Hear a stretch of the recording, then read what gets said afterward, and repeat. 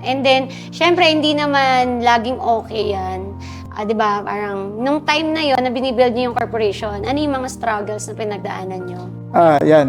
Siyempre, totoo yan. Hindi talaga mawawala yung mga kwentong mga dumapa ka talaga sa buhay ng pagnenegosyo. So, siguro yung pinaka-stress out ko yung nagsisimula kasi ako magnegosyo. Di ba? Siyempre, nanggaling ako sa corporate or sa trabaho. Ang sahod lang is 15,000. Yung nagnenegosyo na ako, medyo lumalaki kasi yung pera na nakikita ko dun sa bangko. So, feeling ko pera ko yun. So, anong nangyari, medyo na-mismanage yung funds na not knowing na naubos ko na pala yung puhunan.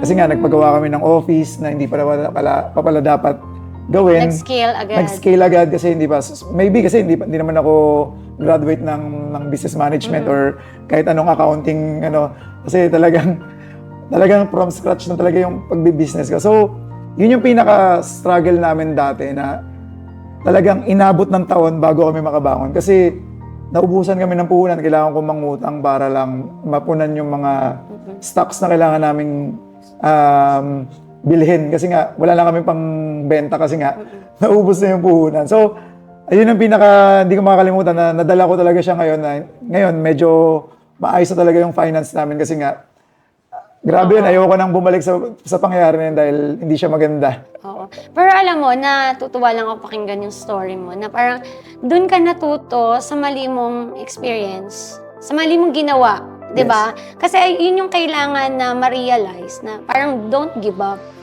Dire-diretso lang hanggang sa makuha mo ulit ang tamang pagpapatakbo ng business. Kasi ang kailangan maayos sa business owner is tayo. Kailangan yun nga, mapag-manage. Dalawa lang naman yan, finances and then the tao. Yes. The employees. So, kailangan okay yung cash flow and okay din yung mga employees. Yung una mo naging struggle is the finances. Hindi mo siya kayang i-handle, kaya hindi nag-grow agad yung business mo. And then, after a year, dun mo na realize na ito pala yung kailangan kong gawin. Yes. Natuto ka na. Yes. Kasi kung bibigyan ka ng malaking pera, mawawala din agad siya. Yes. Kahit napakalaki ng benta mo, pero hindi mo kayang i-handle, mawawala din agad kasi nga hindi mo kayang palaguin siya. And then, ngayon, kayang-kaya mo na kasi yun yung naging lesson mo before. Yeah, I think kasi talagang hindi bibigay yung blessings ni Lord kung hindi mo kayang hawakan yung pera na gano'n. Halimbawa, kung 1,000 nga lang hindi mo kayang pipirin or hawakan, paano ka bibigyan ng 10,000? Ngayon, kung parang ang goal mo is 10 milyon, kung 1 milyon di mo nga kayang hawakan, paano ibibigay sa'yo? So, I mean, siguro kailangan maging prepared ka muna bago mo makuha yung mga next level mo. So, sa company din namin, hanggang ngayon may goals pa rin kami. So, kailangan maging prepared din kami para makuha din namin yung next level din ng company namin. So, hindi siya talaga natatapos. So, laging may ginagawang paraan talaga para magawa mo yung goals mo.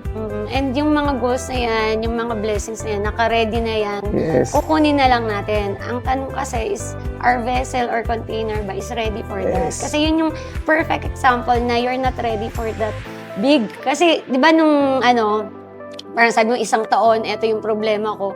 And then, nung nalagpasan mo siya, mas malaki yung naging benta. Yes. Diba? Kasi you're ready na. Kaya na. Diba? Kaya mo nang i-handle. Kaya nang i-handle. Diba? Yeah. So, yun.